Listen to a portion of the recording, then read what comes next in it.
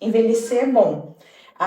Um saco é você não encontrar um lugar na sociedade para continuar sendo quem você é. Com a minha profissão, na verdade, doula não está institucionalizado como profissão ainda, mas enfim, é uma ocupação, né? O meu trabalho, espera-se que pessoas que cuidam sejam mais velhas. Então, no meu trabalho, eu não encontro resistência, pelo contrário.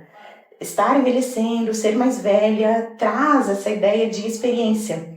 Então, as pessoas me contratam, já aconteceu de ouvir que a pessoa me contratou só porque eu era experiente, entende? Então, ok, no meu trabalho isso é muito tranquilo, porque né, a ideia do cuidador experiente é uma ideia que agrada as pessoas que vão ser cuidadas. Mas, de maneira geral, na sociedade, isso não é bem visto, né? Você não tem mais espaço para fazer atividade física, para frequentar lugares de lazer. Então, envelhecer é bom, embora, claro, né, eu falo de um lugar de muito privilégio em que eu consigo me alimentar bem, fazer atividade física num ritmo que meu corpo consiga se manter bastante ativo e saudável, né? Aí a gente sabe também que nem sempre envelhecer é bom, né? Porque Sim. O corpo exige e pede um pouco mais de repouso, o ritmo é outro. Um ritmo não é aquele que o capitalismo nos impõe, então envelhecer e ter que trabalhar no ritmo de uma pessoa de 20 anos é muito desgastante.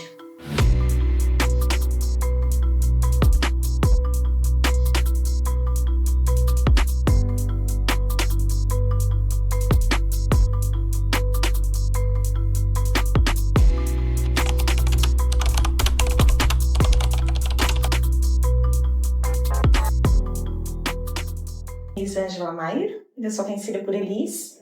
Eu trabalho como doula. Doulas são mulheres que prestam acompanhamento a pessoas que estão gestando durante o processo de gestação, parto e pós-parto. Eu tenho 51 anos e eu moro em Pomerode.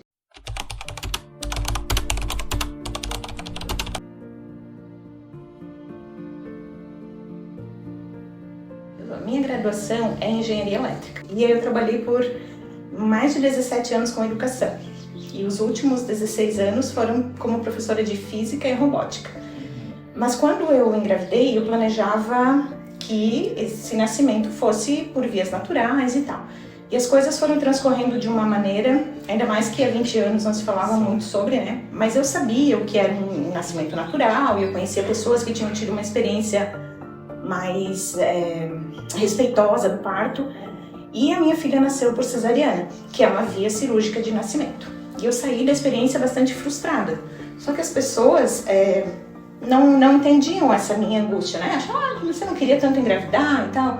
E aí eu comecei a estudar os processos de parto e nascimento meio que escondida, porque ninguém entendia a minha aflição.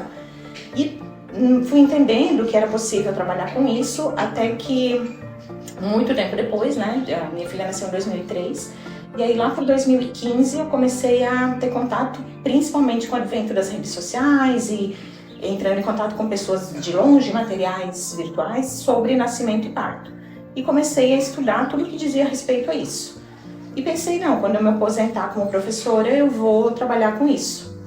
E em 2016 eu fui demitida do lugar onde eu trabalhava e logo as coisas foram se encaminhando para que eu fizesse um curso de doula e comecei a acompanhar mulheres, né? Mas o desejo partiu da minha angústia em não ter sido respeitada no meu processo de nascimento da minha filha. O bebê está dentro do útero, o corpo cria um órgão que é de material embrionário, né? Então aquele embrião, ele se faz em duas partes, que uma é a placenta e a outra é o embrião propriamente dito. E a placenta, ela protege. Depois de determinada idade gestacional, ela se forma, se implanta no útero e protege o bebê. Então tem todo um significado, um órgão criado especialmente para isso, para que o bebê consiga ser gerado dentro do útero. E aí a hora que nasce o bebê, um tempo depois essa placenta nasce, porque ela já cumpriu a função dela. Sim. E essa questão da placenta ser um órgão tão importante foi há muito tempo tratado como especial, né? Então, as civilizações mais antigas sempre ritualizavam o nascimento da placenta, faziam um ritual depois de despedida. E essas mulheres que têm vontade de ter um nascimento respeitoso, quase sempre têm vontade também de fazer isso, um ritual de despedida da placenta. E aí esse ritual envolve olhar para aquela placenta, entender como o órgão funciona, do que ele era feito. E aí algumas fazem algumas artes para guardar como lembrança, né? Desidrata, é possível desidratar o cordão umbilical, fazer filtro dos sonhos.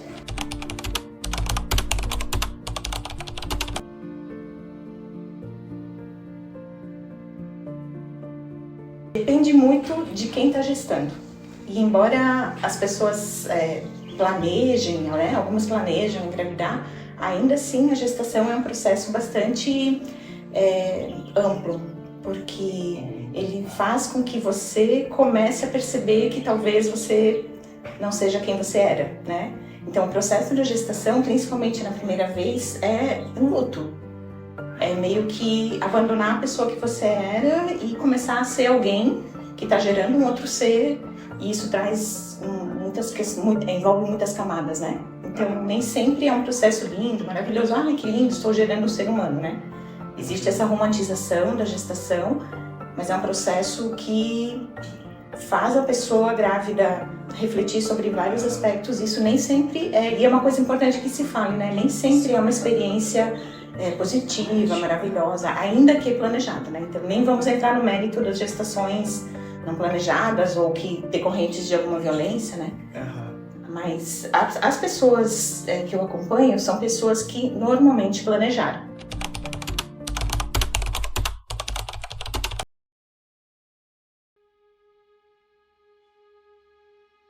Teve aquela coisa da adolescência, meio que de, tipo, vou jogar fora tudo que ela me falou pra depois pegar tudo de volta, né? E reconhecer que era importante. Mas é uma relação bem tranquila. E talvez ela até tenha me ajudado a passar por isso com mais tranquilidade, porque ela nunca se importou muito com essas questões de, vou seguir o que todo mundo tá fazendo, ou preciso me preocupar com determinada questão estética. Então, para ela envelhecer foi sempre um processo muito natural, as coisas foram acontecendo e ela nunca se preocupou muito com isso, né? Porque ela sempre foi muito saudável, também tem isso, né? Então eu não vi o envelhecer como algo de perder força, perder saúde. E acho que esse processo dela me ajudou, porque ela foi envelhecendo com naturalidade e sem problemas também, de tipo, ok, envelhecer é isso, né? Só não vou ter marcas se eu morrer antes. Não é uma coisa que a criança nasce e você sai amando, isso também é uma romantização. Mas ter essa pessoa do meu lado, embora a maternidade é uma coisa que é bem difícil. Eu falo pra minha filha que eu gostaria de tê-la perto de mim sem ser a mãe dela. Porque ser mãe é uma prisão perpétua. Você nunca mais vai ter, tipo, não pode nem morrer, você pensa, né? Sempre tem alguém ali, embora adulto, mas sempre tem alguém ali que depende de algum nível de você. A nossa relação é bem próxima, né? Nós temos uma ligação bem de parceria, e eu percebo que as pessoas da idade dela têm outra maneira de ver o mundo. Eu com 20 anos sofria muito mais com cuidar com o peso, pensando o tempo inteiro na estética, como eu poderia agradar, qual era a melhor roupa. E eu vejo que as pessoas de 20 anos agora, quer dizer, tô falando dentro da realidade que eu vivo, né? Não sei se isso se aplica a todo mundo, mas já consegue ser mais autêntica, sabe? Eu vou fazer uma tatuagem sim, sem pensar. Na minha época, fazer uma tatuagem já levava ao pensamento de, será que eu vou ser contratada no emprego se eu tiver tatuagem? Entende? Então, agora eu percebo que existe um pouquinho mais de consciência, talvez pela maneira como as pessoas mais jovens consigam entender o mundo, né? E nesse sentido eu acho que a globalização, as redes sociais, a internet trouxe um outro olhar, né? De não ficar preso só numa cidade interiorana, cheia de padrões, e de conseguir se libertar um pouco disso, né?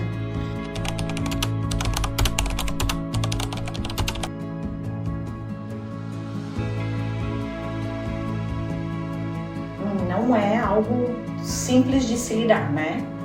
Porque não há... E qual é a maior dificuldade no momento? Eu tenho 2 ou 3 pessoas do meu convívio com a minha idade, e a gente inclusive está pensando em organizar grupos de mulheres que querem envelhecer naturalmente. Porque a maior dificuldade, e que às vezes eu até deixo de sair e em alguns lugares eu não frequento, porque eu não encontro pessoas, pares que sejam parecidos comigo, né? Porque a maioria das mulheres que envelhecem, elas estão preocupadas em fazer procedimentos estéticos para parecer que elas não estão envelhecendo. O que é uma ilusão, né? Porque uma mulher velha, cheia de procedimento, não vai virar uma mulher jovem. Ela vai parecer uma mulher velha, cheia de procedimento, né? Então é bem difícil encontrar lugares em que você possa conversar sobre coisas legais, sobre livros, sobre, né, obras de arte, filmes e saúde, bem-estar, atividade física, porque normalmente as pessoas estão preocupadas em onde eu vou fazer botox e o que eu devo usar, o que eu não devo usar, entende? É uma questão estética muito forte.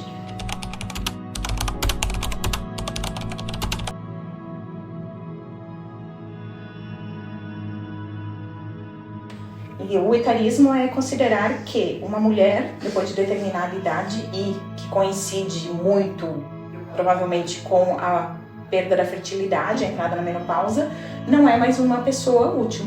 Ela é apenas alguém que está ali para ocupar um espaço que não está produzindo nada em troca. Esse o tempo inteiro. Como eu falei, não no meu trabalho, porque as pessoas esperam experiência naquilo que eu faço, mas acontece quando eu ando na rua e alguém, sei lá, vou caminhar, penso em dar uma corridinha, e aí eu mesma penso, quando pessoas mais jovens começam a passar, eu nem preciso esperar que elas falem alguma coisa, talvez elas nem falem, né? Mas eu penso, ai, que vergonha, né? O que eles vão achar de uma pessoa da minha idade correndo? Então, alguns espaços que eu penso, será que esse espaço é pra mim? Será que eu vou... Às vezes tem alguns eventos dentro de algumas universidades que são abertos ao público, né? Sei lá, uma sessão de cinema, algumas coisas de discussão e são abertas ao público, e eu também penso, nossa, será que eu vou para esse lugar que tá cheio de jovens e o que eles vão achar? Então, ele acontece o tempo inteiro, mas comigo nunca foi algo assim muito... Até porque eu me isolo, não foi marcado, porque eu evito... escolhi as batalhas que eu vou lutar, né? Então eu escolho os lugares onde eu quero estar, principalmente depois de 2020, né? Lá em 2018 eu já comecei a escolher que lugares frequentar e que tipo de pessoa eu quero perto, mas com a pandemia mais ainda, então eu também não me exponho muito, sabe? Desde o mais simples, a mais simples característica de envelhecer, que é a perda de pigmentação nos cabelos, né? Então, um homem grisalho é um homem charmoso. Uma mulher grisalha soa como uma mulher desleixada, descuidada, né? Então, para o homem, o envelhecer só traz méritos. Ele é visto como uma pessoa experiente, charmosa, e as mulheres não, né? Porque, na real, o nosso papel na sociedade sempre foi o de produzir mão de obra, né? Vamos ter filhos para produzir mão de obra. E se você não produz mais, se você não é mais fértil, você não pode mais gerar mão de obra, daí você perdeu a sua função na sociedade. Naturalizado que um cara mais velho fique com garotas mais novas. E também se naturaliza que um cara mais velho fique com uma menina menor de idade. A sociedade não vê problema nisso. Mas uma mulher mais velha que se relacione com um cara mais novo, quase sempre as que eu conheço fazem escondido. Porque a família do cara não vai aceitar e a sociedade, né, nem se fala. E a gente vive numa região muito conservadora, então aqui ainda é pior. Sim, depois de determinada idade, você começa a sofrer menos, você sofre etarismo e menos machismo. Porque daí é como se você deixasse de ser mulher, entende? Então os preconceitos são outros. Mas quando eu era mais nova e eu cursei, né, fiz uma faculdade que eu era a única, na época eu era a única mulher lá na turma de engenharia elétrica. Então era machismo o tempo inteiro e eu não percebia. Na época eu não, sabe, estava fazendo um experimento na bancada, todo mundo no laboratório, saiu um cheiro de queimado de algum componente eletrônico e aí a piadinha era sempre que era a minha bancada. Ah, tá vindo da bancada da Elis, né? O cheiro de queimado é lá e tal. E na época eu não me dava conta do quão grave isso era, né? Também era anos 90, então eram outros tempos, né? Mas já sofri intimidações, assédio, eu acho que toda mulher, né?